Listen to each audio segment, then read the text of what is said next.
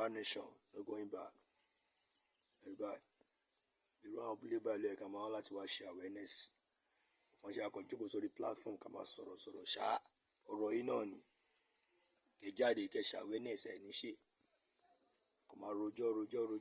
Ṣé inú platform lè tó gba Yorùbá nation? So mo encourage gbogbo wa jẹ́ ká jáde.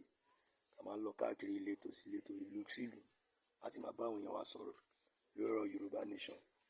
Ṣé rí àwọn èèyàn wa? Ṣé rí? Lórí ọ̀rọ̀ Yorùbá nation ni o. Going back now, àwa dẹ́sí wà lẹ́nu ẹ̀ àfijọ́ kan pẹ̀lú àbọ̀ stop. Ṣé rí báyìí? Bóyá jẹ́ nìyẹn. Stayabo náà nìyẹn. Ṣé rí bẹ́ẹ̀? Domi fi gbẹ. No going back. No going back o. Yorùbá nation. Bóyá jẹ́ nìyẹn. No going back.